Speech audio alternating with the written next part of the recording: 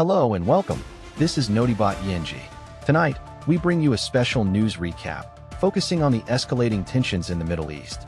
The situation in the Strait of Hormuz has taken a dramatic turn, with Iran's actions sparking concerns about a potential war.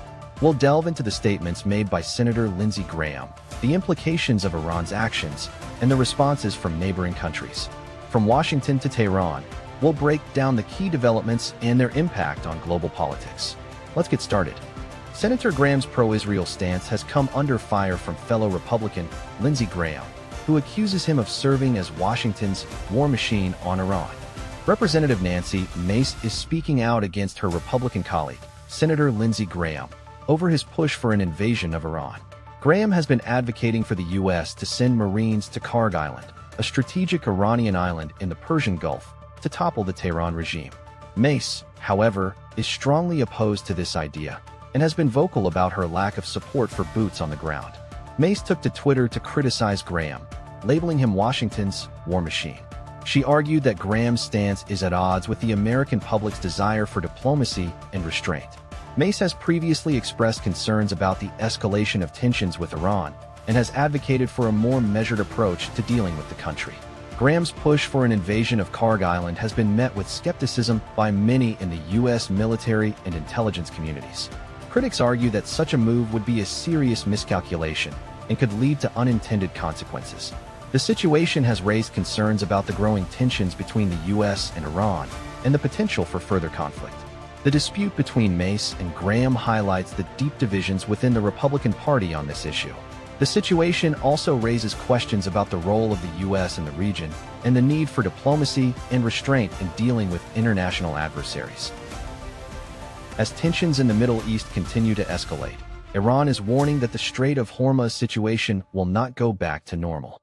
The Strait of Hormuz, a critical waterway connecting the Persian Gulf to the Gulf of Oman, has become a focal point of escalating tensions in the Middle East. The situation, which has been deteriorating since 2022, has taken a sharp turn with recent airstrikes on Iran by the U.S. and Israel, resulting in the deaths of over 1,340 people, including then Supreme Leader Ayatollah Ali Khamenei. Iran has responded with a series of drone and missile strikes targeting Israel, Jordan, Iraq, and Gulf countries hosting U.S. military assets, causing significant casualties and damage to infrastructure. The attacks have also disrupted global markets and aviation, highlighting the region's vulnerability to conflict. According to Iranian military spokesman Ebrahim Zolfagari, the country will not return to its previous state of cooperation with the international community. New rules governing transit through the Strait of Hormuz have been established, with permission for passage now dependent on Iran's authorization. Zolfagari stated that the fire beneath oil prices has been ignited, and its level is in our hands, underscoring Iran's determination to assert its control over the region. The situation is complex, with multiple countries and interests at play. The U.S. and Israel's airstrikes on Iran have been widely condemned as a violation of international law, while Iran's responses have been seen as disproportionate by some. The escalating tensions in the region have significant implications for global energy markets, trade, and security. As the situation continues to unfold, one thing is clear: the Strait of Hormuz is no longer a neutral zone, but a focal point of conflict that will not be easily resolved. Following a surge in tensions, Iran's naval blockade of the Strait of Hormuz bears striking similarities to Russia's actions in Ukraine. The Strait of Hormuz remains effectively closed to vessels not granted explicit permission by Iran, following President Trump's backing off his threat to obliterate Iran's energy infrastructure. The critical shipping lane, vital for oil and other supplies, has been in a state of limbo since the U.S. withdrawal from a security agreement with Iran in 2019. The U.S. and its allies are now weighing how to get oil and critical supplies moving through the strait again.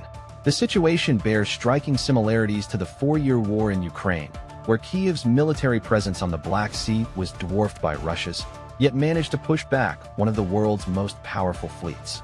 Ukrainian forces have employed a strategy of using exploding sea and aerial drones and missiles launched from land to damage or destroy Russian ships, forcing others away from key areas in the sea.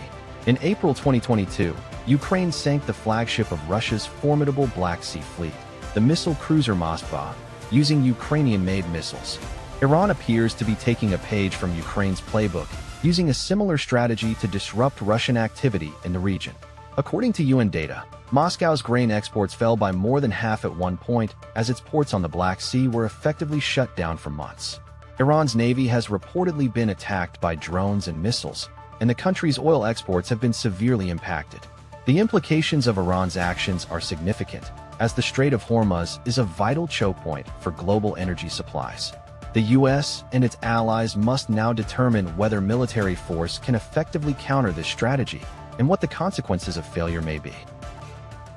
As the Middle East continues to grapple with the ongoing conflict, a lesser-known player has been quietly gaining ground: its influence on the outcome. The situation in Iran has taken a dramatic turn, with the U.S. and Israel launching military strikes on the country, killing its supreme leader Ayatollah Ali Khamenei. Iran responded with a wave of attacks on its own military bases, as well as on 2 U.S. and Israeli ships in the Strait of Hormuz. The attacks have resulted in the deaths of hundreds of civilians, displaced hundreds of thousands more, and sent global oil prices skyrocketing. Russia has emerged as an early winner of the conflict, with Moscow condemning the U.S. and Israel's attack on Iran as a pre-planned and unprovoked act of armed aggression. Vladimir Putin has also criticized the killing of Iran's supreme leader, calling it a cynical murder. Russia has maintained a friendly relationship with Iran, and analysts say that the conflict may benefit Russia in the short term. "We're seeing what we predicted," says Robert Persson, a non-resident senior fellow with the Eurasia program at the Foreign Policy Research Institute. Putin and his advisors have likely determined that war in Iran serves Russia's interests in the short term. Higher energy prices, global distraction from a Ukraine war that Putin is not ready to settle. Russia is one of the few nations that has maintained a close relationship with Iran, and it is expected to benefit from the chaos in the region. The conflict has also created an opportunity for Russia to increase its influence in the Middle East, a region that has long been of strategic importance to the country. As tensions escalate in the Middle East, Jordan's move to expel Iranian diplomats raises significant questions about the country's relations with Iran. Jordan's Foreign Minister Ayman al-Safadi has said that expelling Iranian diplomats sends a clear message to Tehran that attacks on neighboring states are unacceptable. The move comes after Iran launched dozens of missiles and drones towards Jordan during the U.S.-Israeli war on Iran. Safadi made the comments while speaking to state-owned Al-Mamlaka TV, where he rejected a justification used by Tehran for its attacks. According to Safadi, Jordan does not host foreign military bases, despite Iran's claims. He acknowledged that Jordan does cooperate with forces from allied and friendly nations for defense purposes, but maintained that these are purely for training and not to host any military personnel. The expulsion of Iranian diplomats is seen as a significant development in the ongoing tensions between Jordan and Iran. It is also a response to the recent escalation of hostilities in the region, particularly the U.S.-Israeli war on Iran. The situation highlights the increasing instability in the Middle East and the potential for miscalculations and unintended consequences. It also underscores the delicate balance of power in the region, where countries are vying for influence and security. The expelling of Iranian diplomats serves as a warning to Iran that its actions will be closely monitored and condemned. As tensions between Jordan and Iran escalate, King Abdullah's decision to expel Iranian diplomats sends a clear and unequivocal message to Tehran. In a move described as a clear message to Iran, Jordan has expelled dozens of Iranian diplomats from the country.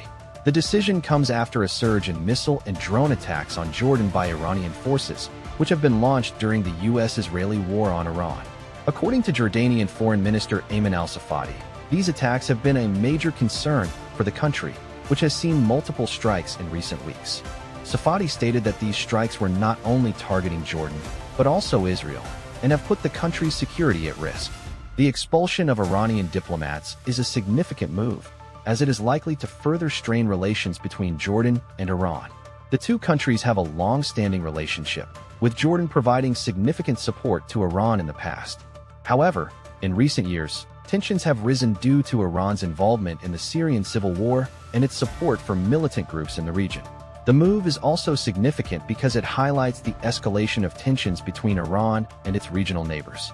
The U.S. and Israeli military operations in Iran have led to a significant increase in missile and drone attacks on neighboring countries, And Jordan's decision to expel Iranian diplomats is a clear indication that these attacks will not be tolerated. As Safadi stated, attacks on neighboring states are unacceptable. The situation remains volatile, with the potential for further escalation. And that's all for today's news recap. Thank you for joining us. We'll keep you updated on the ongoing Strait of Hormuz situation and its implications for global oil supplies. Don't forget to subscribe to our channel for the latest news and analysis. Stay informed, stay up to date. We'll be back with more news and updates tomorrow. Good night.